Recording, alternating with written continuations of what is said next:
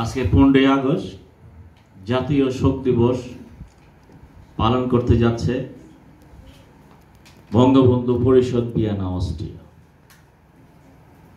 এই শোক সভা যে আয়োজন একদিনে হয়নি, এটা হয়েছে প্রায় 3 থেকে 4 মাস যাবত এই আজকের আয়োজন।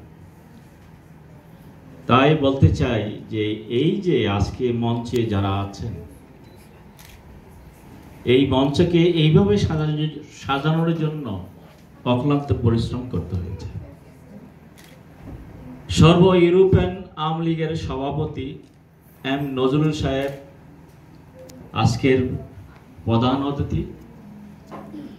বিশেষ অতিথি আছেন আমাদের মুক্তিযুদ্ধ সংসদের ইউরোপিয়ান মুক্তিযুদ্ধ সংসদের সহসভাপতি মুরব্বী আমাদের ফ্রিডম ফাইটার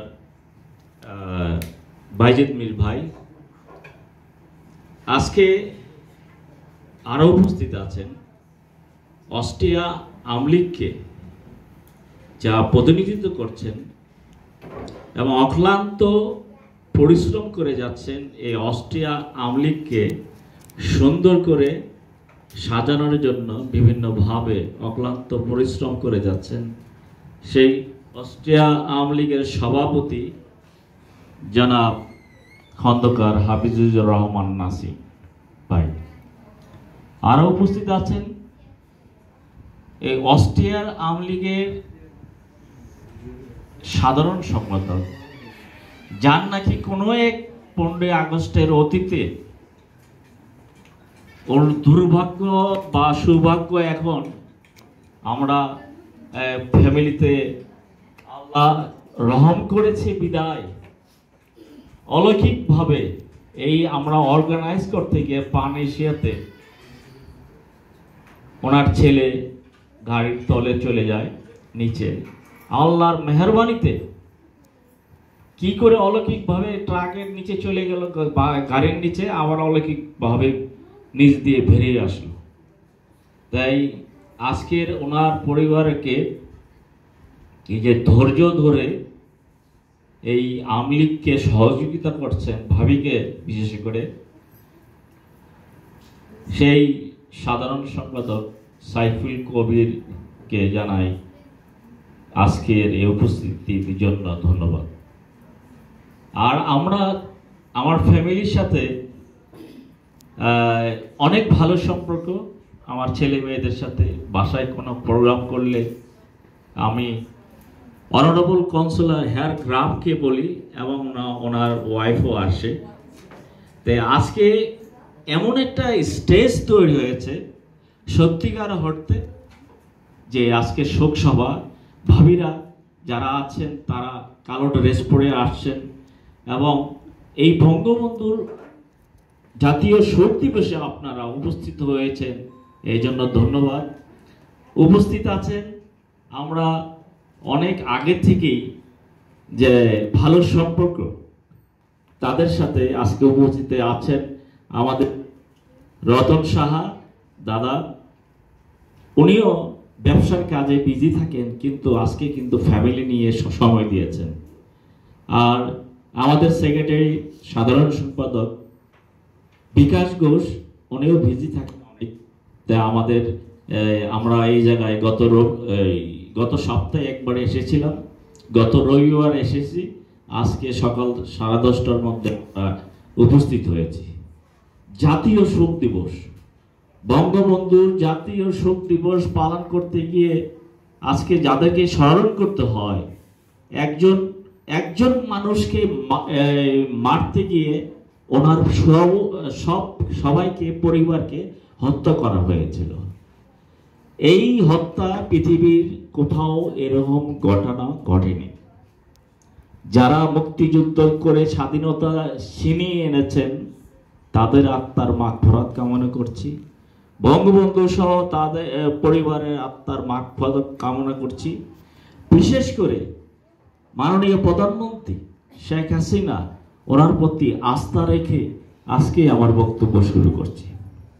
বক্তব্য সভাপতিত্ব যারা করেন তারা তাদের ওরকম কিছু না, আমি একটা সত্যিকারের গল্প বলে বক্তব্য শেষ করতে চাই।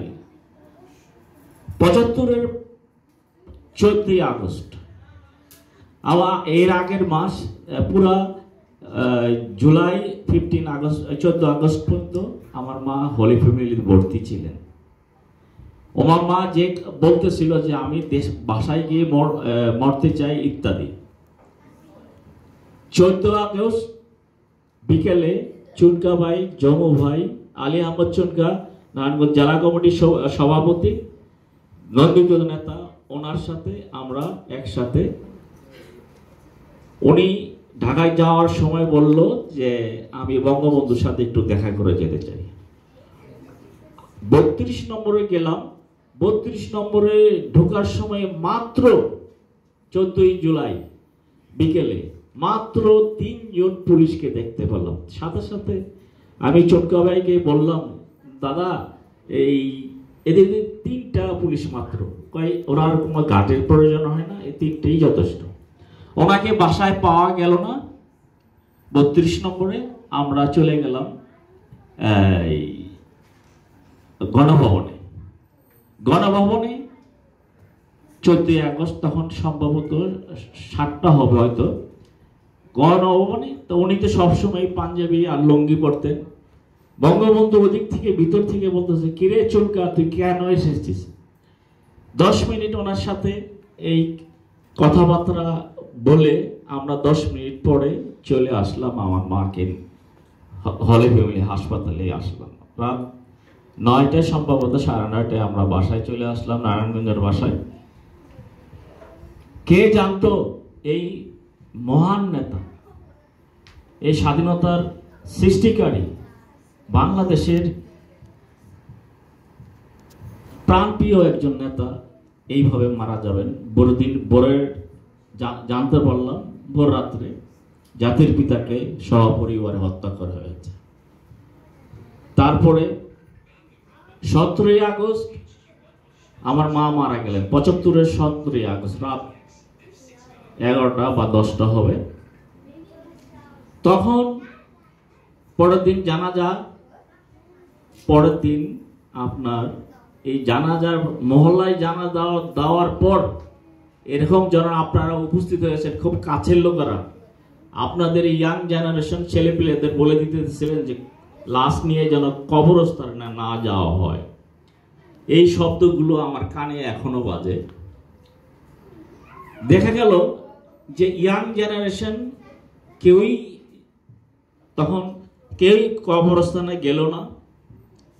আমরা আমাদের যারা মুরব্বীরা আছে তারাই গেল। তখন অবশ্যই ছাত্রলীগ, যুবলীগ, আওয়ামী লীগের নেতৃবৃন্দকে দরপাকা শুরু হচ্ছিল। তাই এই কথাটা আমি কোনোদিনই ভুলবো না। বঙ্গবন্ধুর মৃত্যুবার্ষিকী আসলে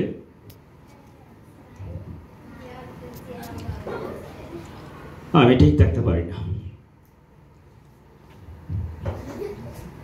আজকে সকালে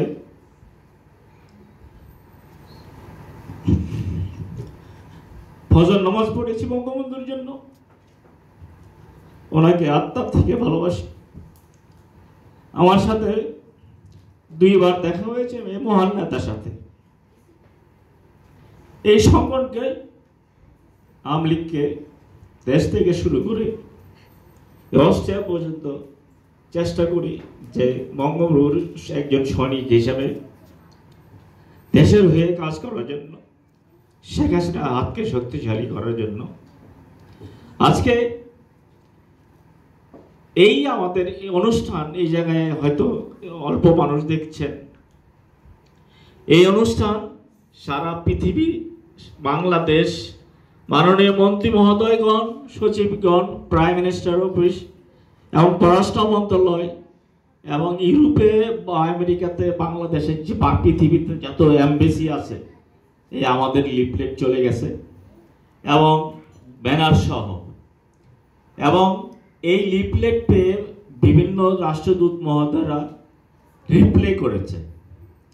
এটা আমাদের সার্থকতা। আজকে 15ই আগস্টে রিপ্লে করেছে অনেক অ্যাম্বাসেডর।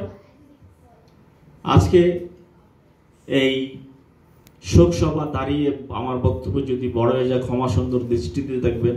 আমার ছেলে, আমার মেয়ে, আমার ওয়াইফ অক্লান্ত পরিশ্রম করেছে এই আজকের অনুষ্ঠান সার্থক করার জন্য। তাই আপনাদের বলবো যে এই যে আমরা যে ভাইয়ে ভাইয়ে কাঁধ মিলে যেন আগামীতে সুন্দরভাবে এগিয়ে যেতে পারি, অস্ট্রিয়া আওয়ামী লীগ, বঙ্গবন্ধু পরিষদ, এই যে একসাথে বসার জন্য যারা সহযোগিতা করেছেন তারা কিন্তু আজকে স্টেজে এবং স্টেজের বাইরেও আছেন, যে এই পরিবেশটা তৈরি করার জন্য তাদেরকে অনেক ধন্যবাদ। যে সময় দিয়েছেন, বুদ্ধি দিয়েছেন, পরামর্শ দিয়েছেন। যারা স্টেজে আছেন নাম বলে ছোট করতে চাই না, তারা তাদের আন্তরিকতা ছিল আর এই ধরনের একটা পরিবেশ সৃষ্টি করার জন্য। আমার কাছে আছে শোক দিবসে অন্তর থেকে আনন্দ আছি যে আমরা একসাথে বসতে পেরেছি।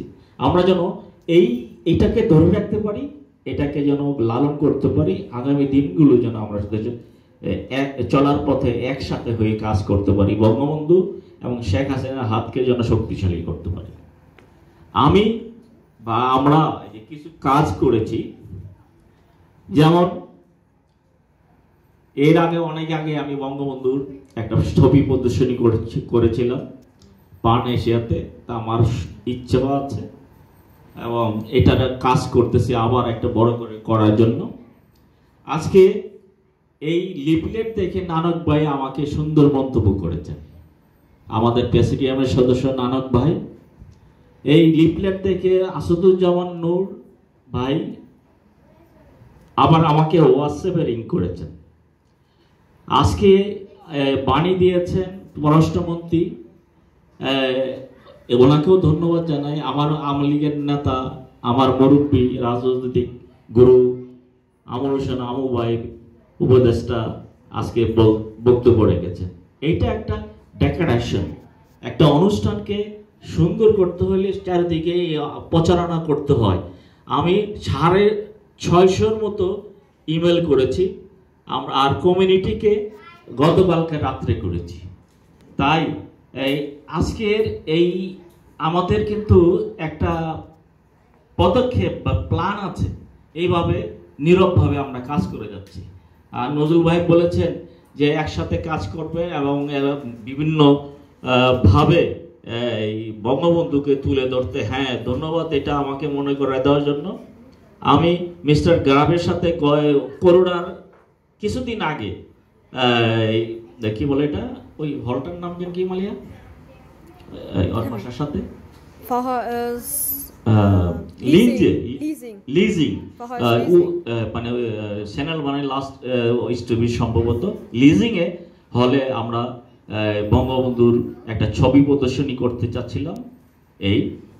তারপর আমি বৈশাখের বাসায় যে লাস্ট রোজার ঈদ বা কুরবানির ঈদের একটা না রোজার ঈদ সম্ভবত দাওয়াতে গিয়েছিলাম আমাদের রাষ্ট্রদূত সাহেবের বাসায়। আমরা কেন অফিসিয়াল প্রস্তাব রাখিয়েছিলাম যে এই বঙ্গবন্ধুর কর্নারকে রিসাবল করার জন্য, এটার মধ্যে আরো ছবি অ্যাড করার জন্য। সেটা হয়েছিল। আমি ওনাকে ঈদের দিন জিজ্ঞেস করলাম যে বঙ্গবন্ধুর ভাস্করের কি হলো। তা বঙ্গবন্ধুর ভাস্করে বললো যে আমাদের তারাজুল সাহেবকে ডাকলো, জিজ্ঞেস করলো যে পজিশনটা কি আছে। বললো যে আমরা এই এম নজরুল ভাই, যেটা ওই বঙ্গবন্ধু 32 নম্বরের দায়িত্ব, জাদুঘরের দায়িত্ব আছে, তা এটা ওনার কাছে আটকে আছে। তা আমি বললাম যে আপনি ঠিক বলতেছেন তো, নজরুল ভাইয়ের কাছে ঢাকায় যায়। আমি এই নজরুল ভাই না, বাংলাদেশের বঙ্গবন্ধুর 32 নম্বরে যে দায়িত্ব জাদুঘরে। তা আমি জিজ্ঞেস করলাম। তা পরের দিন আমি নজরুল ভাইকে টেলিফোন দিলাম বঙ্গবন্ধু 32 নম্বরে। বললো যে এটা তো আমার কাছে এখনো আসেনি। তারপরে ওনাদের জিজ্ঞেস করলাম এমবিসির যে কার কাছে ফাইল আছে, ওনারা এই নাম ওই নাম ইত্যাদি। তারপরে আমি আস্তে আস্তে বসে বসে যার কাছে ফাইলটা আছে তাকে বললাম যে আপনি কবে রিসিভ করেছেন। আমি তো এটা পাঠাই দিছি। আমি কিন্তু এটা পাঠাই দিলে এই বঙ্গবন্ধুর ভাস্করের ফাইলটা পাঠাই দিলে কোথায় গেছে, কেমন, কত তারিখ দেখেন তো। আমাকে একদিন পরে জানানো হলো যে পাঠাই দিছে, ওদিক থেকে বলা হলো যে ওনারা পাঠায়নি। তারপর আমি রিকোয়েস্ট করলাম যে পররাষ্ট্র মন্ত্রণালয়ে আপনারা আবার পাঠান। ওনারা আবার পাঠানোর পর 1 সপ্তাহের মধ্যে একটা, আপনার মনে রাখবে, বঙ্গবন্ধুর ভাস্কর যে জায়গায় হয় দূতাবাসে, প্রথম অনুমোদন নিতে হয় প্রাইম মিনিস্টার অফিসে। প্রাইম মিনিস্টার অফিস অনুমোদন দিলে তারপরে আপনার নজরুল ভাই প্রাইম মিনিস্টার অফিসে গিয়ে 1 সপ্তাহের মধ্যে, এটা এই 29শে এপ্রিল 2022 এটা অনুমোদন করা হলো। তা এটা অনুমোদন করে উনি পাঠিয়ে দিলেন 2022-এর 29শে এপ্রিল এই আমাদের এমবেসিতে। এমবেসির কাজটা হইলো এখন, তা আমার 1 দিন 2 দিন 3 দিন, তাই ওনারা এমবেসি থেকে আমাকে কিছু জানানো হয়নি। আমি টেলিফোন করলাম, কি ব্যাপারে, এটা কি হয়েছে, কয় একটা উত্তর আসছে। তাহলে আমি যখন আমার কাছে যে কপি পাঠানো হয়েছে ওই নজরুল ভাই, সেই কপিটা বললাম আপনার কাছে পাঠাইছেন কি? হ্যাঁ, আমি তদবির করছি, এটা আমার কাছে পাঠানো হয়েছে। তাই এই যে এতদিন যাবৎ বঙ্গবন্ধুর ভাস্করের ডিজাইনটা মহিসাবে করে গেলেন না, এবং আগামী কতদিনে পরে বঙ্গবন্ধুর ভাস্কর এই দূতাবাসে হবে এটা আমরা জানি না। জাস্ট এরা চয়েস করবেন, চয়েস হলে এই ডিজাইন আর কোথা থেকে হবে, বাংলাদেশ থেকে হবে না এই অস্ট্রিয়ার কোনো আর্টিস্ট এটাকে তৈরি করবে, এটা জানি না। তাই নজরুল ভাই সহ নাসিম ভাই আছে, মুক্তিযোদ্ধা বাজিদ ভাই আছে, সবাইকে অনুরোধ করছি আমাকে কাছে যেন অপূরন্ত হয় যে এমবিসিতে গেলে বঙ্গবন্ধুর ভাস্কর থাকবে না, এটা হতে পারে না। এখন যে আমি নজরুল ভাইকে অরিজিনাল কপিটা দেখাবো, আমার কাছে আমি নিয়ে আসছি, যে এই পজিশন আছে, তারা আমাদেরকে অনেক দিন ঘুরানো হয়েছে, এবং এরা 1.5 বছর থেকে 2 বছর পররাষ্ট্র মন্ত্রণালয় থেকে বঙ্গবন্ধুর 32 নম্বর জাদুঘরে পাঠানো হয়নি। আর অস্ট্রিয়া দূতাবাস এইটাকে প্রসিড করে নাই, প্রসিড বলতে এটাকে খবর নেয় নাই। এদের দায়িত্ব ছিল পাঠাই দেওয়া, পাঠাই দিছি, তারপর আর কিছু নাই। মহিষাব এটাকে চাচ্ছিল আবার এটা লেনদেন করার জন্য, কি বললো যে অস্ট্রিয়ার যে আর্টিস্ট বা এগো দিয়ে এটাকে বানানো হবে, এবং এটা প্রসিড করা হয়নি, উনি তো চলেই গেলেন। তা আগামী রাষ্ট্রদূত সাহেব আসলে আমাদের অনুরোধ, আপনাদের অনুরোধ, যে আমরা যেন সবাই মিলে আমাদের ভাস্করটা অন্তত করি, আর ভিয়েনা এমবেসিতে যেন আমরা এই শহীদ মিনারের জন্য জোর দিই। তাই আমি সবাইকে আজকে আসার জন্য, আমি মনে করি যে যারা আসছেন আমার একজন সবাই আমার ফ্যামিলি মেম্বার, আজকে যারা উপস্থিত হয়েছেন, আর সবাই যার যার ধর্ম থেকে হোক, বঙ্গবন্ধু এবং জাতির পিতার জন্য, জাতির পিতা বঙ্গবন্ধু শেখ মুজিবুর রহমানের জন্য, ওনার পরিবারের জন্য দোয়া করবেন, বিশেষভাবে দোয়া করবেন। আমাদের মাননীয় প্রধানমন্ত্রী শেখ হাসিনা, উনি যেন আল্লাহ যেন ওনাকে হায়াত দারাজ করে শক্তি দেয়, এবং আমরা যেন অতি পরিশ্রম করে, অতি যোগাযোগের মাধ্যমে দেশে গিয়ে হলে হয় আগামী নির্বাচনে এই আওয়ামী লীগকে কিন্তু জয়ী করতে হবে। এনিহাও আওয়ামী লীগকে জয়ী না করলে এই বাংলাদেশে যে বিগ প্রজেক্টগুলো আছে সেগুলি কিন্তু এই স্টপ হয়ে যাবে। বাংলাদেশ যে পৃথিবীর মধ্যে এই শেখ হাসিনার নেতৃত্বে যে রোল মডেল সৃষ্টি হয়েছে, তো এই ধরে রাখতে হবে। আমরা সবাই, আর নজরুল ভাইকেও অনুরোধ করব, নির্বাচনের জন্য আমাদের অস্ট্রিয়া শাখা বা অস্ট্রিয়া আওয়ামী লীগের অফিসের সাথে আমরা যেন, ঢাকা অফিসের সাথে ইউরোপের ইউরোপ কমিটির একটা ঘর পায় সেন্ট্রাল কমিটিতে, ওই কমিটি যেন আমাদের নাম থাকে, এই ব্যবস্থা করবেন। প্রয়োজন হইলে আমরা আগে থেকে জেনে ওই সেন্ট্রাল কমিটির জন্য আমরা বসতে পারি, এই ব্যবস্থা করবেন। সবাইকে আসার জন্য ধন্যবাদ। আবারও বঙ্গবন্ধুর আত্মার এবং ওনার পরিবারের মুক্তিযোদ্ধাদের আত্মার মাগফিরাত কামনা করে আমার বক্তব্য শেষ করছি। জয় বাংলা, জয় হোক বঙ্গবন্ধু, জয় হোক বাংলার মেহনতি মানুষের। Thank you.